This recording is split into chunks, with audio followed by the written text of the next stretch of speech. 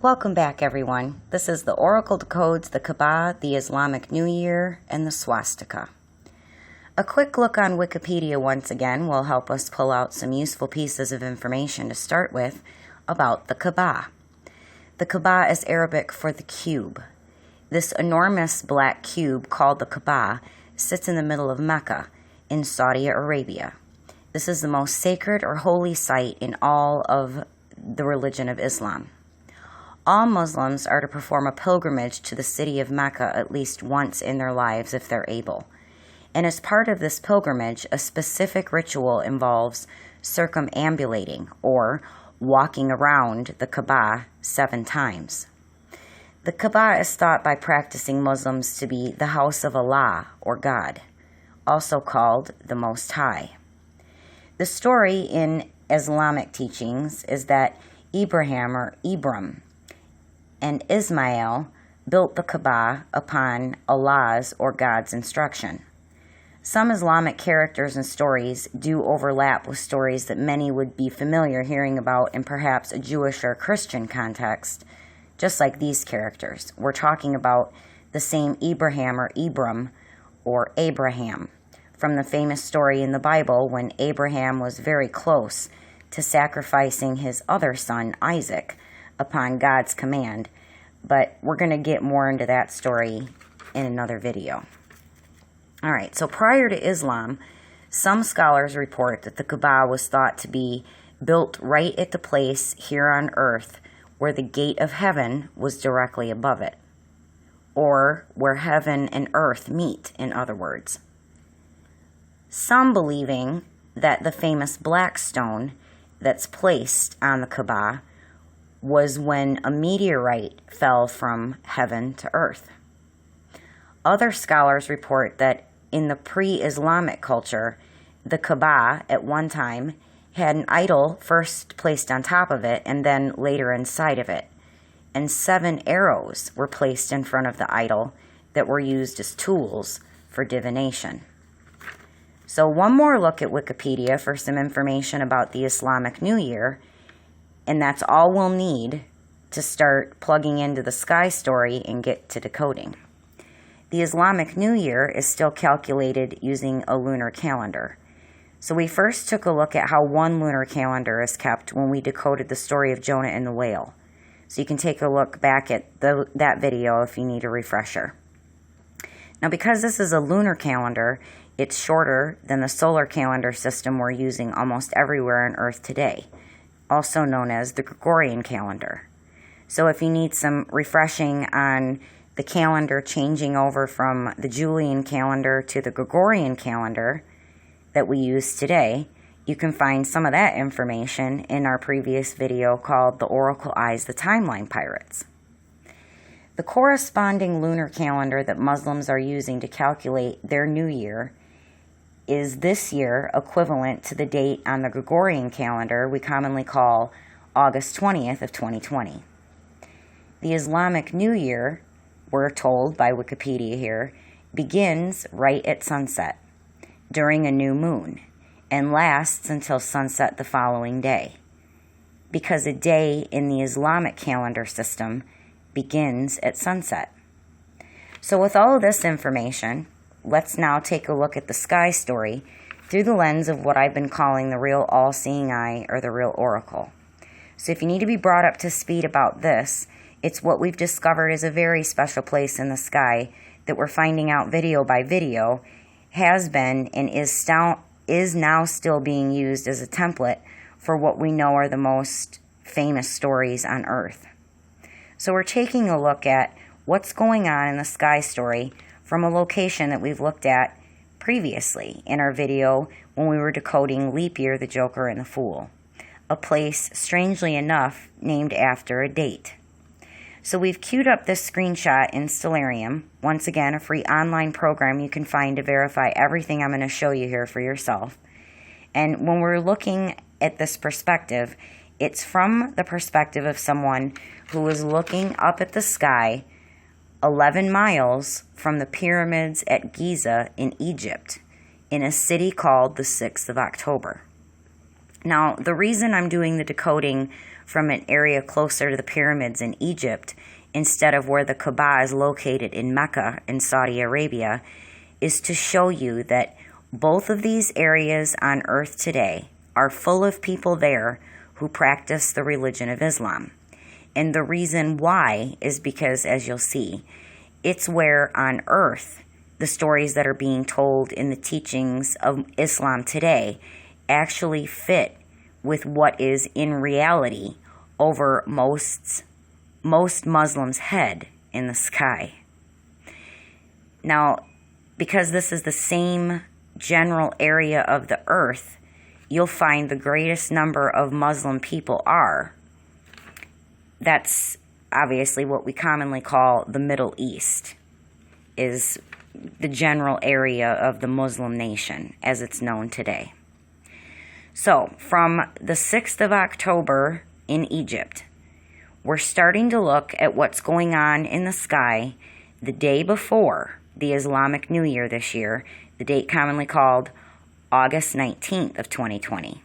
And we're choosing 5 o'clock for the time to look at because, as you can see, in the middle of the image, it's that time of day in that area of the earth that you'll find the sun at that special crossing point we've talked about in every video piece, the cross of the north-south meridian line and the arc of the ecliptic. And notice what's going on there is an alignment that we've also seen several times in previous videos as well. That dark spot that's in alignment with the sun is also the new moon.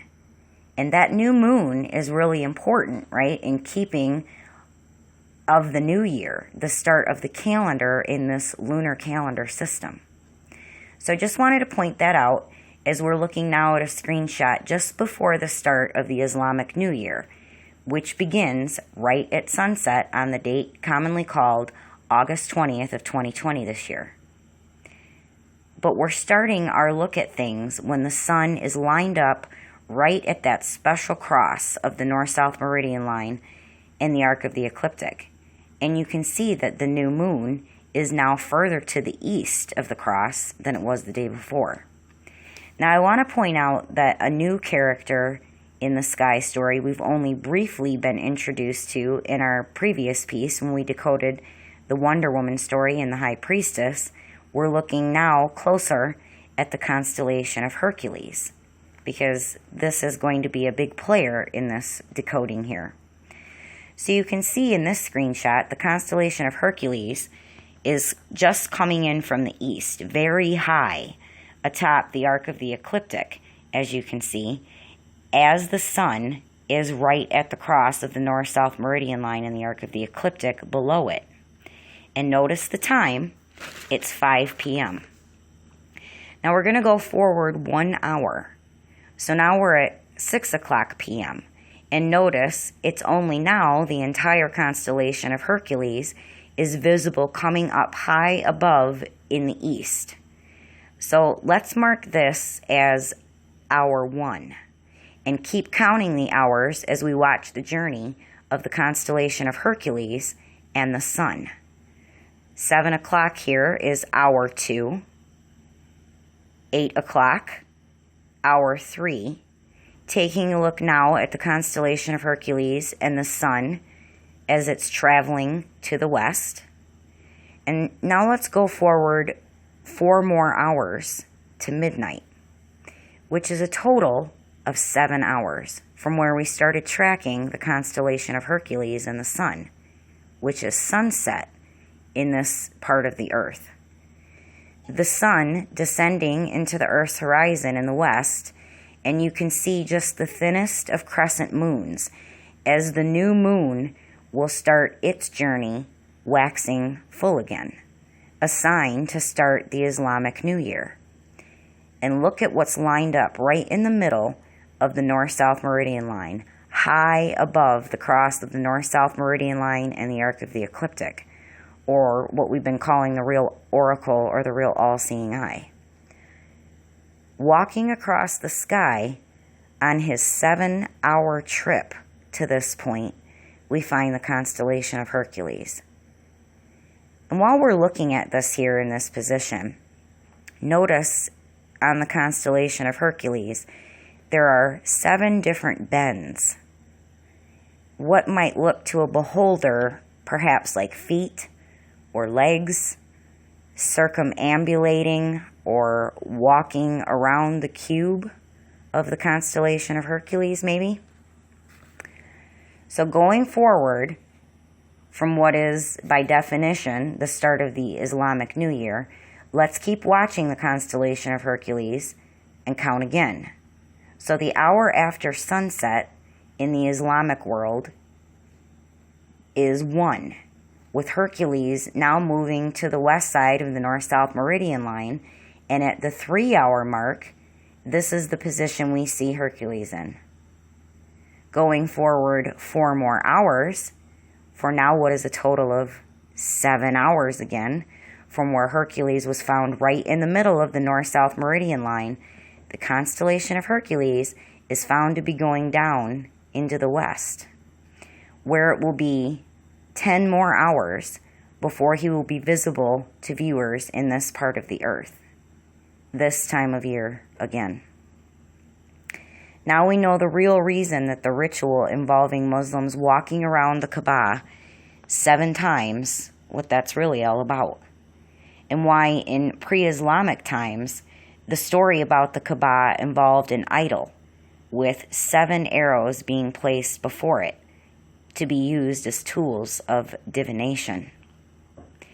You can see how people might have come up with a cube with 7 arrows around it to be used for divination. Totally fits in the sky story picture that we're looking at here. You can see why the Kaaba is said to be built on the spot on earth where the heavens dropped and a meteorite, a black stone, fell down to earth. The cube of the constellation of Hercules in the middle of the north-south meridian line, high in the heavens, right at sunset. Well, a meteorite both and a black stone now makes perfect sense, doesn't it?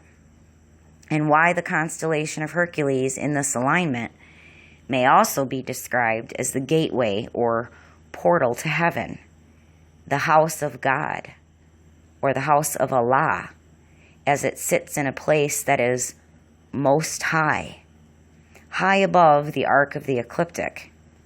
And now you know that the pilgrimage to Mecca to walk around the Kaaba 7 times as part of the ritual required of all Muslims as part of their religion, just like other religions like Judaism and Christianity, all of these stories and all of these rituals about different ways to keep a calendar.